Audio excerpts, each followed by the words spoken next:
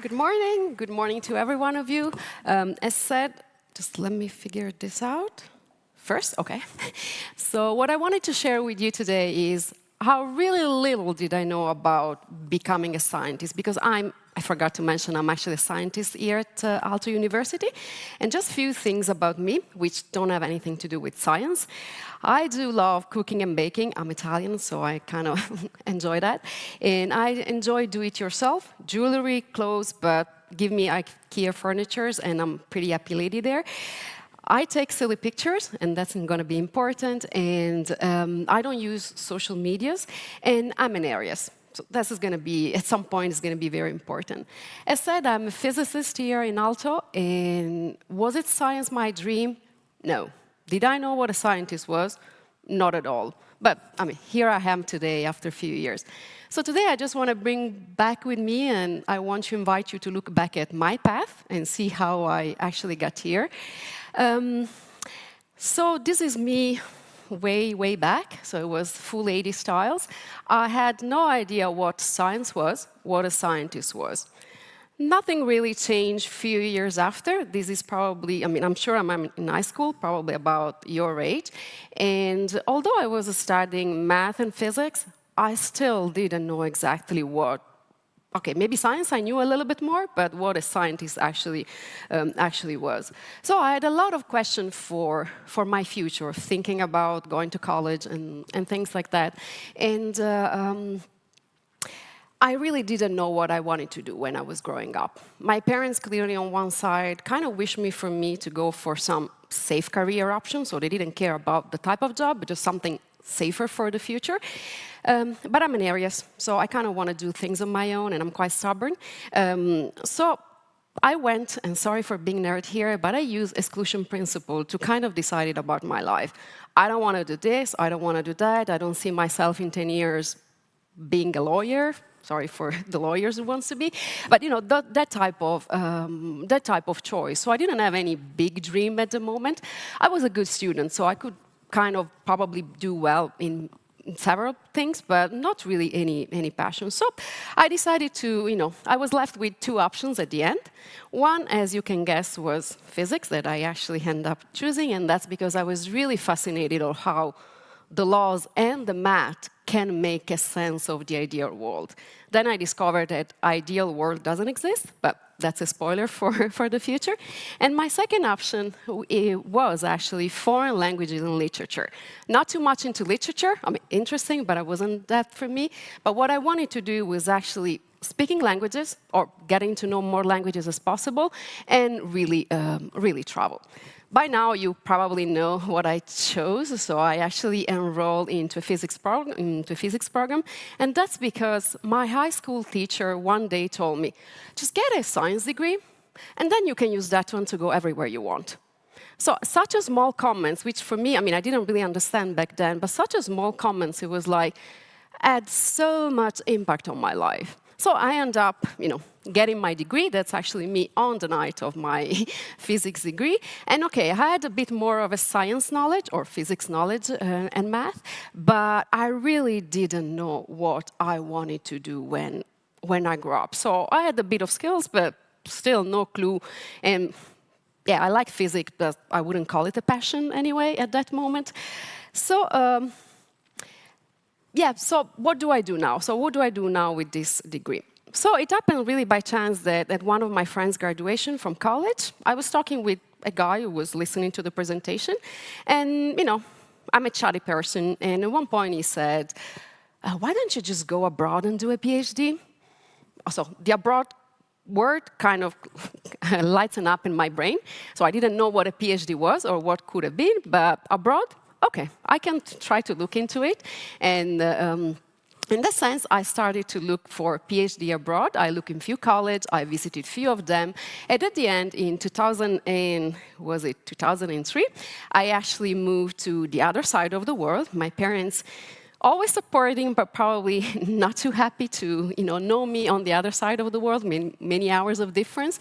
But yeah, I moved to the US. I actually enrolled for my PhD over there.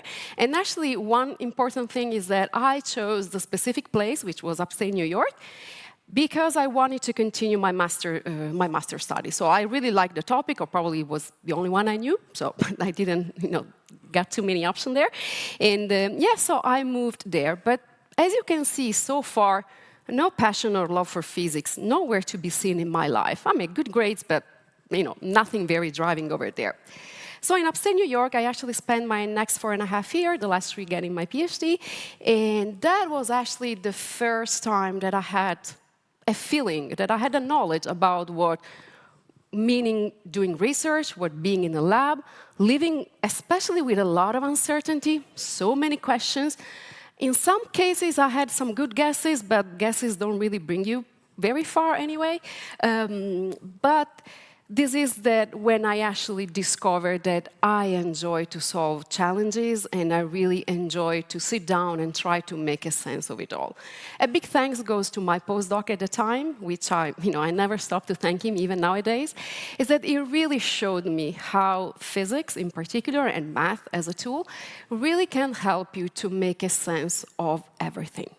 Okay, the real world is a bit different, so it's not that easy, but still, the passion and the challenge that I was getting from that, it was something that I really cherish nowadays. And those years back while I was doing my PhD, I could read, I could do anything that I wanted. I had the time for doing this. I could try, fail, and try again.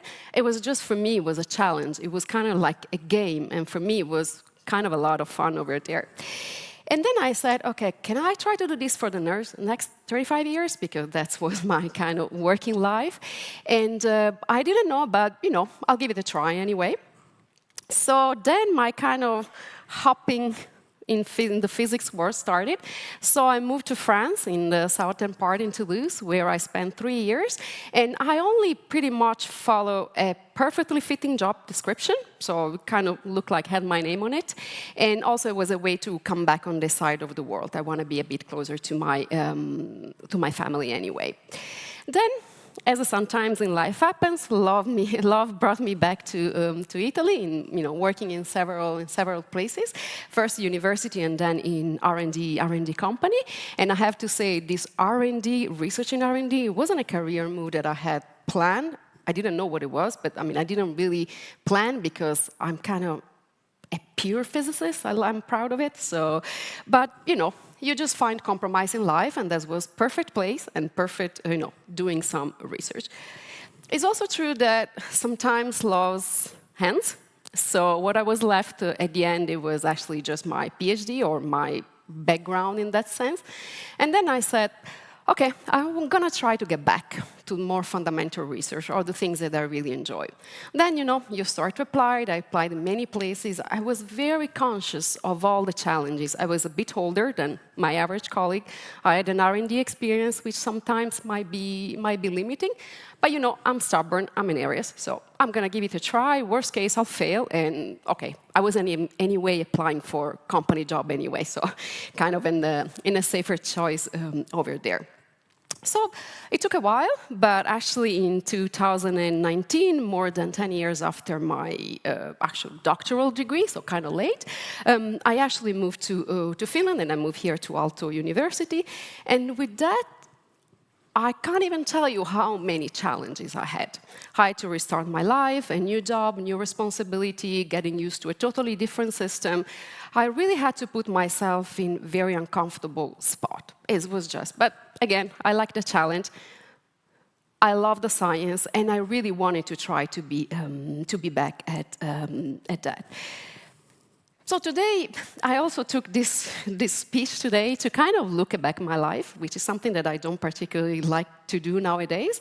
But I realized that, okay, what can I say? So I have a good physics background, from which I'm actually extremely proud. There's still a lot to learn, but I think I have some good basics.